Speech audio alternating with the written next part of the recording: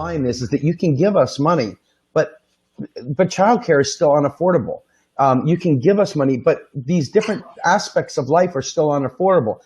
With these public policies, you create policy space and constituencies. Basically, you create support for these programs.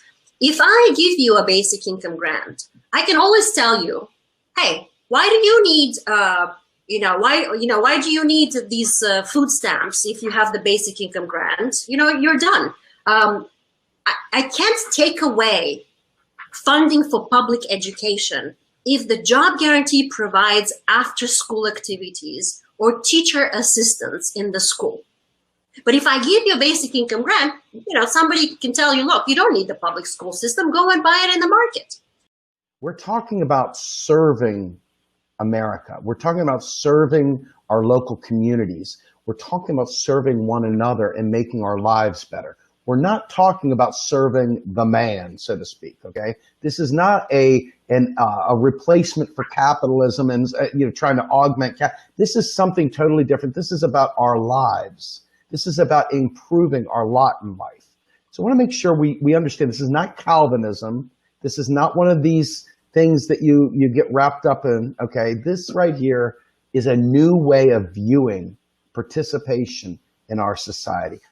Hi everyone, and welcome to MMT Mondays. After covering the shortfalls of a universal basic income last week, we're going to pick up by covering the benefits of a job guarantee. Our soon-to-be former president's daughter, Ivanka Trump, stated that people want to work for what they get. It must be 2020 for me to be agreeing with anyone with the last name of Trump, but who would have known that we both are such proponents for a jobs guarantee? It's crazy, isn't it? So a jobs guarantee is exactly that. If you want a job, then the government guarantees just that. In our first video tonight regarding the benefits of a job guarantee, we're going to look at a video by Dr. J.T. Harvey, who is a professor of economics at Texas Christian University. He's often known as the Cowboy Economist. Harvey lays out the argument for exactly why we need a federal job guarantee. Dr. Harvey explains that the private sector cannot create a job for every willing worker because the private sector solely relies on creating jobs that are profitable for them. But what about all of the jobs that are integral to our economy but are not necessarily profitable? A little bit. Now, in order to get a job in the private sector, somebody must think you can make some money for them. They must think it will be profitable to hire you. For example, caring for orphans is unlikely to be a big job creator. Orphans don't have a lot of money, not very profitable. Likewise, reading to the blind or feeding the homeless. Unless we're talking about a really rich blind person or an eccentric millionaire homeless individual, those aren't going to be a lot of jobs. Now, on the other hand, I understand that many restaurants, grocery stores, and internet service providers do quite well, and good for them. Now, here's what I want to point out. All of these things that I've mentioned, from caring for orphans to providing internet services, are all worthwhile activities. But only a subset of them are likely to be profitable and therefore create a private sector job for some worker. There's my point number one. There are many, many socially useful activities, but only the ones on the green half create a job. Second point. While the private sector will create jobs related to profitable undertakings, labor is a cost for them. It is in their best interest to use as little labor as possible. Now, that doesn't make them bad people. That's just how the market system works. And given certain caveats, their cost minimization plans can work out to the advantage of all of us. But think about it. Only a subset of these useful activities create profit and therefore a job, but it's in the best interest of that green group right there to create as few jobs as possible. As the man said while walking through the cow pasture, crap.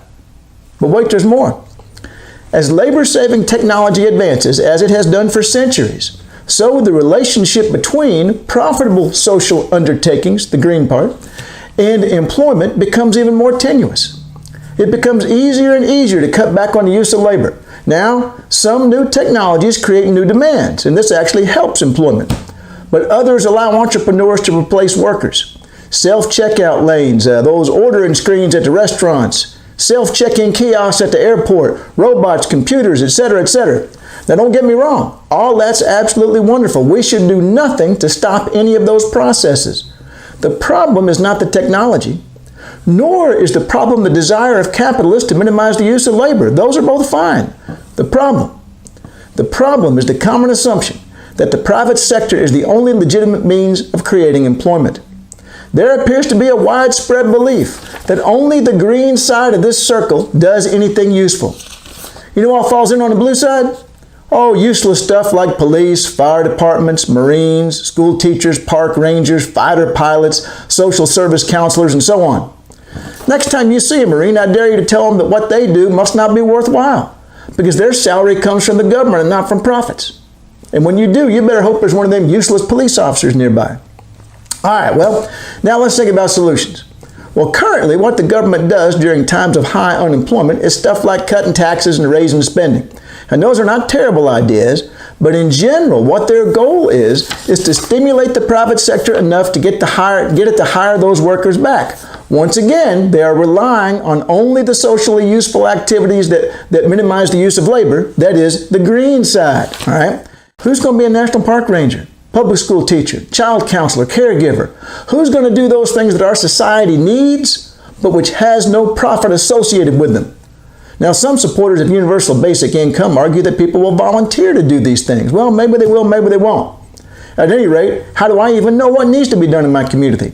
Who's going to organize all this? Sounds an awful lot like them 1,000 points of light we were told years ago were going to solve all our problems. For me, it's a federal job guarantee that's much more realistic. It not only breaks our reliance on the green half of this diagram, but it directly, not via hopes and dreams, directly addresses the blue half. We have desperate needs in our country for child care, elder care, counseling, parks, city water systems, pollution cleanup. You ever heard of global warming? That's something we could put people to work in on the blue sector. Now, how does the universal basic income going to help us with that? It's not. Another integral part of the job guarantee is training. Something that a lot of college and high school students are hearing nowadays is that the job they'll be in 10 years from now probably doesn't even exist right now. How are we going to prepare for that? What happens when your particular kind of training and experience no longer fits the needs of either the blue or the green half? With the job guarantee, we train you. That's part of the way it works. And note that the definition of job under the job guarantee is intended to be flexible. The aim will not be profit, but social benefit. For example, why should somebody work 40 hours a week in order to afford to put their child in child care? Why not just stay home and do it yourself? The private sector would never create this outcome. The job guarantee will. One job could be, I'm staying home with my kids. Now, some people say, well, what about abuse? Can people take advantage of this? Well, of course they can. But two things. One, we've already got a means of dealing with public service who don't carry their weight. And these means are, of course, not perfect, but perfect should not be the enemy of good. Second, don't forget there's plenty of abuse in the private sector too, right over there in the green part. Remember how many of the financiers got prosecuted after the financial crisis? Have you seen the price of prescription drugs lately? Do you know why we have to have a minimum wage and safety standards? The balance of power has shifted heavily in favor of business.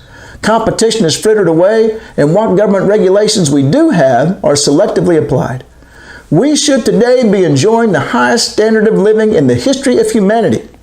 Instead, our youth are weighed down with debt, frightened about their job prospects, and wondering whether or not they're going to even have a planet to live on. There is no reason for it. It is long past time to stop thinking that we need to rely on the green side of this circle and start filling the blue side. Thank you. While being able to turn a profit is definitely a necessity of business, should that force us to believe that the private sector is the only place that can create jobs? What about all of the not profitable but socially useful activities, such as, police, firefighters, and teachers? Because, educating the next generation of leaders isn't a worthwhile investment, but, I fucking digress. Harvey argues that a federal job guarantee breaks the reliance on the belief that private sector profitable jobs are the only way to a healthy economy. Instead, it directly addresses how to ensure that we can fill the desperate need for integral jobs that aren't necessarily profitable. In our second video, Real Progressive's own Steve Grumbine interviews Dr. Pavlina Chernova to explain why we need a federal job guarantee. Chernova further expands on the benefits of the guarantee by explaining that it is the last piece of our social safety net. We've kind of walked through this in terms of, hey, my name's Steve Grumbine. I'm a surfer. My name's Steve Grumbine. I'm a guitar player. My name's Steve Grumbine. I'm an activist. Whatever. My name's Steve Grumbine. I'm a stay-at-home dad. There are ways of redefining what work is. This is not the same thing as a hey, you're going to work for the man. This isn't just funding capitalism. This is a means of taking away the capitalist's ability to punish the workers, basically. This is preventing them from having the ability to basically use starvation and the basic necessities of life against them. Is it not? Or look, absolutely. Unemployment is used as a threat.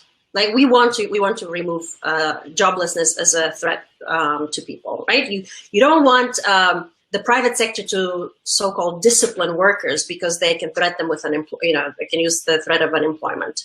And in fact, because we tolerate a lot of unemployment, we tolerate what is it now? It is about 7 million people officially unemployed, but really it's closer to 17 people who are looking for full-time work. So they are ready to compete for your job. So that threat of unemployment is removed because you know that you have another alternative. You have another living wage job standing on the ready. And so the employer can't quite, threaten you with unemployment, certainly not at the low end, where, people are getting sort of the lowest wages, the poverty wages that the private sector works. So pays. So if you're working in a poverty wage private sector work and you've got a living wage public sector work, guess what? The private sector will have to do something to keep that worker. They have to pay more, better. So, right. So it really establishes the labor standard, what we believe is the minimum decent job, that is decent labor conditions, decent wages, decent benefits, whether that's vacation package, whether it's retirement package, whether it is paid leave, etc. It is the labor standard. In and of itself, a check is not transformative of the system that creates the inequities that we want to correct. It's not just the simple absence of income. So what the job guarantee does, it kind of matches the problem with the solution. Right? We say, okay, these communities don't have enough childcare. We will provide it through the job guarantee, and we will allow people to participate in the provisioning. So you can think of it as participation income. It kind of empowers people to participate in their community in a very structured way, right? You lack adequate, decent food. Here's a community garden. We will organize it. We've seen it. Come and participate in the production of an organic farm, etc. You lack after-school activities for your kid in your particular community. Here's the local library is going to organize them. Not to mention the enormous other things that, problems that we are facing of, environmental problems. We just have to start thinking in broader terms about what work is. Work is not going, just to the office and getting a job. And for many people, that's a good thing. And many people want that. So I see no reason why I should tell people what they should want. I find this a little bit in the basic income crowd that they say, look, the basic income is liberating. You don't have to go to your miserable job. Well, a lot of people are craving jobs, and it's not my business to tell them whether they should or not work. My job is to actually create the opportunities that they desire. So how about we create decent work? And through a program that is not tied to private profit, but is tied to the public good. So we really expand the definition of what's useful work. We provide these other opportunities that the private sector is just not in the business of providing jobs for all. It's a very basic fact of life. And that is the function of the public sector, to guarantee that basic human right in a humane way. So we can again think of very very interesting models of providing work in the community, to enhance participation, involvement, to transform the communities and even the production process itself. Like the way you solve a problem is you solve it directly. think you said it very succinctly. Bottom line is that you can give us money, but childcare is still unaffordable. You can give us money, but these different aspects of life are still unaffordable. And I've read, I'm giving the Minskys a lot of credit here. I want to make sure they hear this. They wrote a great article the other day. Somebody was commenting about not so much a basic income guarantee, so much as a basic needs guarantee.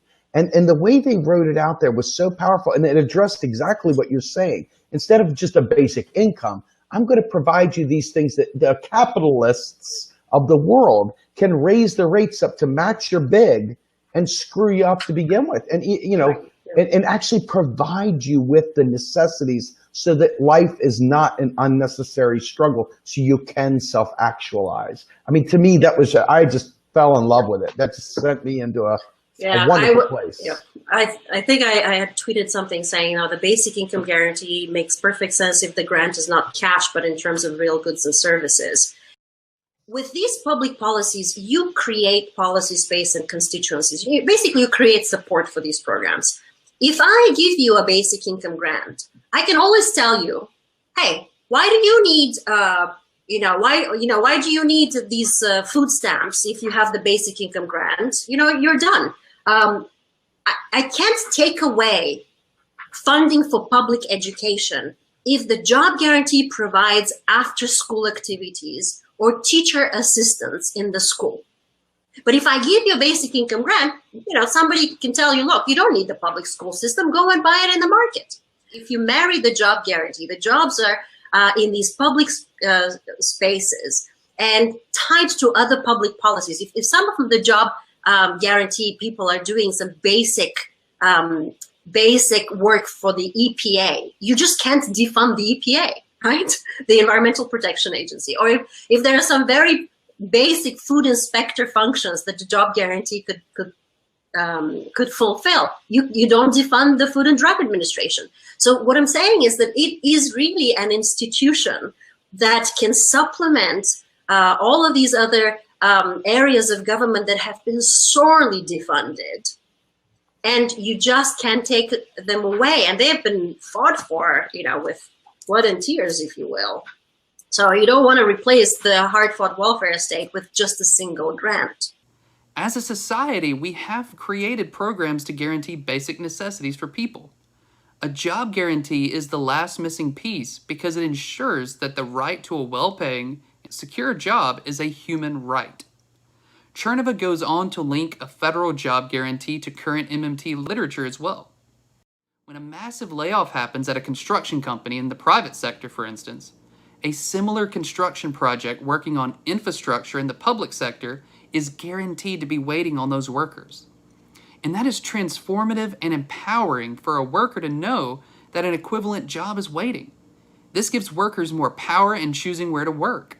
When the economy recovers and the private sector starts to offer more jobs, then workers have a chance to go back to their previous job.